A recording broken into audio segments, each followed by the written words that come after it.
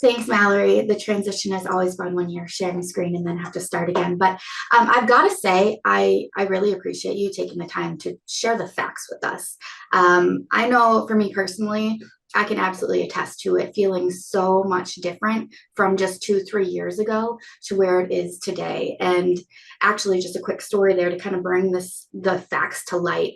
2 years ago, I was looking at my in-mails, and for just one specific day back 2 years ago, I counted 29 in-mails that I got from folks wanting to speak with me about recruiting opportunities.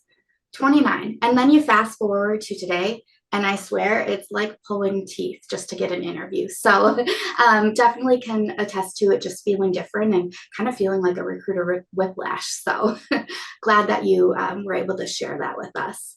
And honestly, that's why I chose the topic that I chose for today.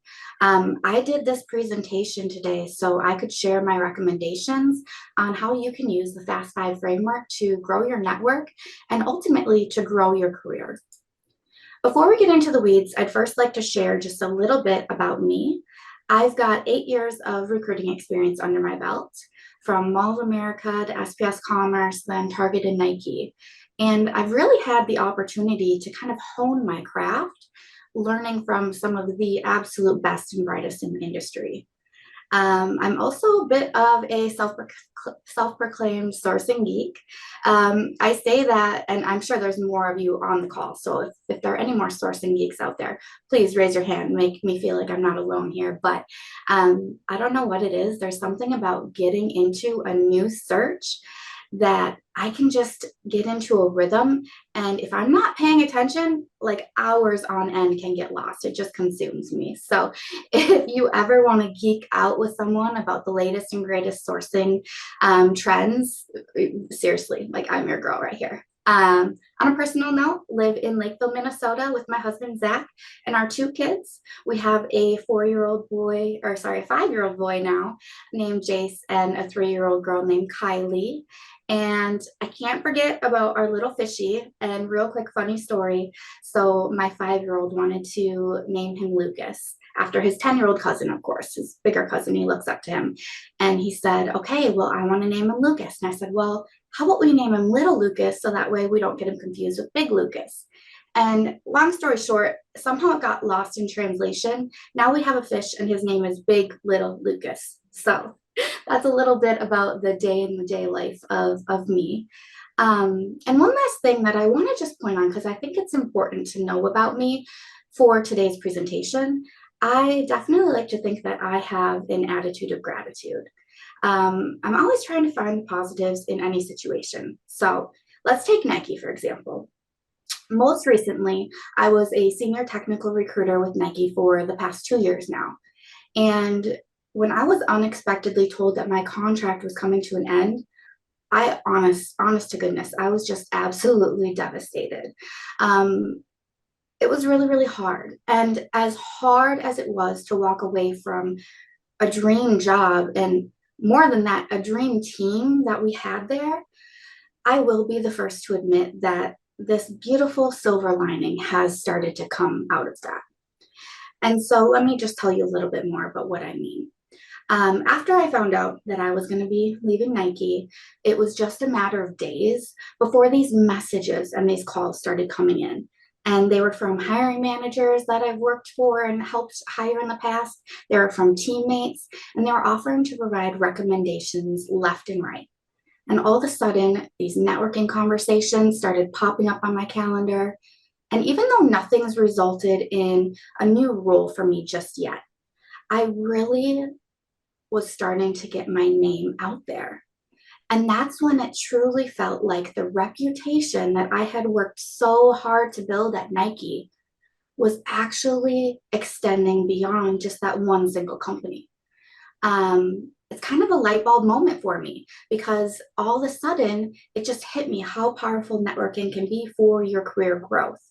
Networking allows us to extend our reputation beyond just that one company. Thus, you're truly building credibility across the entire professional recruiting landscape. So it's some powerful stuff. And naturally, me being me, I wanted to then help others realize the success that networking can really bring. I know a lot of us know, that we should network, but really, how do we tap into that? And how do we know, who to network with and when it's needed most? So what I set out was to put together a method that lays it all out for you. To introduce that method, I'd first like to ask you a question.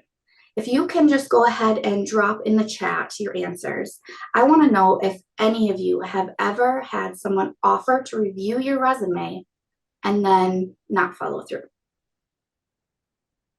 Yep, I'm starting to get the yeses come in. Aaron has, Tiffany has, oh gosh, so many. And I'm sure most of us have. I mean, just the thought of editing our own resumes, it's super overwhelming. And obviously, that means the same thing can be true when we're editing other people's. And it's not even that they didn't want to help or that they didn't have the intention of following through when they offered to help you. It's just that we need to find a way to chunk it down into smaller, more manageable pieces that we can divide the work amongst a few folks rather than relying too much on just one person. So imagine having a room full of recruiters, okay? This whole room, just everyone's putting their heads together, trying to help you with your resume. One of them works on the summary section, while another focuses on metrics, and a third on skills and keywords.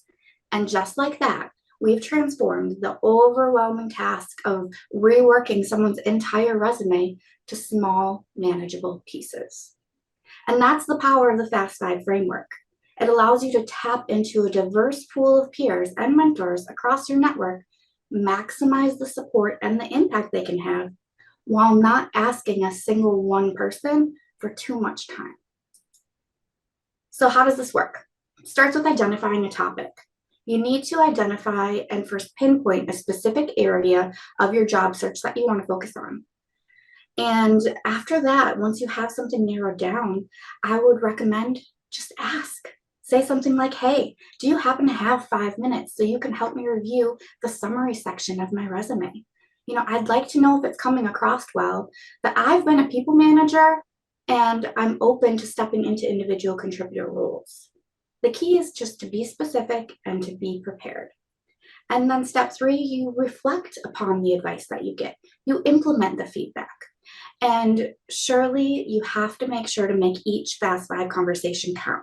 So spread them out a little bit. Even if you do just 2 of these every month, that's 24 meaningful conversations that you've made in just 1 year alone. And what do I love the most about the Fast Five framework? Well, it's efficient. Anyone who knows me outside of and before today knows I am huge on efficiency. So that is why I love it. It allows you to talk about the things that really matter with people who are familiar in your line of work. It allows you to zero in on the specific area of focus while recognizing it's still just one step in your greater journey. So as long as you come with a few talking points and questions to really set the stage, you'll be happy with the value you'll receive in such a small time commitment. So how do we use this? The first example would be your elevator pitch. So tell me in the chat who here feels like, you know what, at this point in my career, I have mastered my elevator pitch. Let us know. And my guess is mostly, oh, I've got it. Yes. Okay, we've got a few people. My guess is those of us that are like shouting yes at the top of our lungs have practiced, right? It truly is practice and mastery of our elevator pitch that's really going to help you kick off your interview with confidence and really set the tone for the rest of the interview. So that's a really good topic to choose if you're going to take advantage of this Fast Five framework. Another example might be asking someone for an introduction to someone at a company that you're interested in working for. A friend recently told me that my network is your network, and most people don't mind giving a quick introduction if there's a chance it can help open a door for you. So ask. And another example, maybe you need to refine your job search criteria. Are you being too picky? Are you being way too broad? And you're so open to everything, it looks like you're targeting nothing. Maybe it's time to level up those cover letters. A few years ago, we didn't necessarily need them, I don't feel, and now it's a competitive market. So we might want to take another look and see if they can help us stand out and make sure that they're just truly worth reading. And then lastly, connecting with someone who knows what you're going through, simply to seek that solidarity and support, because we're going through a rough time right now in this profession. And how about this one? Does anyone get anxiety when they have an interview coming up? I always joke because I can sit there and interview people all day long, every day, no problem. But then you flip the script and I'm the one in the hot seat and I'm interviewing, the butterflies just find the way to sneak back in. And it's true what they say: practice builds confidence. So practice those interviews, those questions that you can kind of anticipate you'll likely be asked in one way or another. It'll improve your mindset and it'll help you feel calmer when the interview begins live. And another example would be if you're struggling on how to address a job gap. A Fast Five topic might be how to frame your resume gaps in a way that not only tells a story, but paints that gap in a positive light. And remember, if it ever starts to feel a little bit uncomfortable, ask for help. And remember my story. Hiring managers literally took it upon themselves to reach out to their former colleagues and recommend me. Managers, both direct and indirect, were lining up, telling me if they had an opening, they'd hire me in a heartbeat. And I say that honestly not to impress you. I say it to impress upon you the vision of just how powerful networking can be for your career. So even though it has been a painful past 4 months that I've been unemployed, my confidence is able to really hold strong. And that's because I know that there's an amazing opportunity in store in my near future. And that sense of comfort that I feel is all thanks to having an incredible network, which is exactly why it's important for all of us to continue to expand our networks intentionally, both in quality and in quantity. All right, so we've talked about the topics. What about the benefits? Feel free to drop these in the chat. I'm sure I've missed some, but I'm just going to kind of roll through these really quick here. Career advancement, increasing confidence, getting more specific, targeted advice. Maybe it's enhancing a skill set, or, of course, growing your career, but with much deeper connections, because the conversations that you're going to be having are more meaningful in nature. And lastly, and this one I think some of you maybe have mentioned, but the most important benefit, in my opinion, would be identifying mentors. People that can help you grow professionally and advance your career in a way that's tailored to you. And I would encourage you to just give a shout out to maybe the best mentor or a couple of mentors that you've had in your career, because I'm sure many of us on this conference can attest that we wouldn't be where we are today without that one special mentor, or maybe a few. And so let's go ahead and recognize them here. The other thing I want to touch on that I feel is very important is that the Fast Five is forever. Thus far, we've really been talking about how to leverage this framework to help you land a new job. But the truth is that the technique extends far beyond that, and it'll help you long after you started a new position. It can help if you've hit a sourcing wall and want words of advice from any of us sourcing geeks. It can come in handy for hiring manager headaches. Sometimes those warrant an outside opinion on how you might proceed. It helps alleviate anxiety before a big presentation, presenting to a peer rather than just jumping right in, presenting to the bigwigs at your company.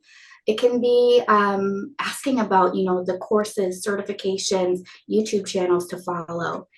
It might even be getting options for favorite Chrome extensions that'll help optimize your time management and increase that productivity.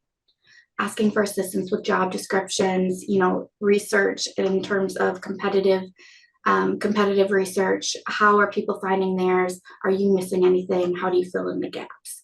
Asking our peers for helps with the things that we do each and every day can open up new ways of doing that work.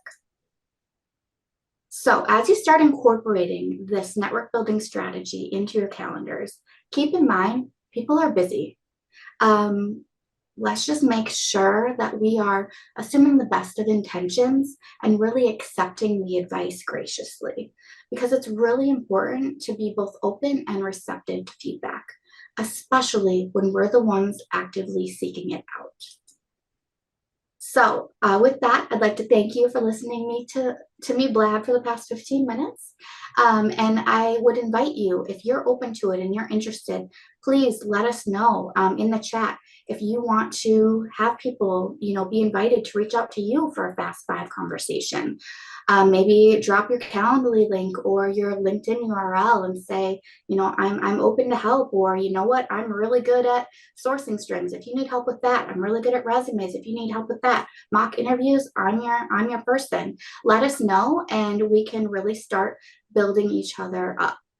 And in closing, I want us to really start getting out there and rebuilding our networks. I hope that we let this whirlwind of a year have a silver lining in the relationships that we build and in the support that we provide one another. And may this upcoming year be one that's known for raising each other up, and so that we come out of this thing stronger than ever. Thank you.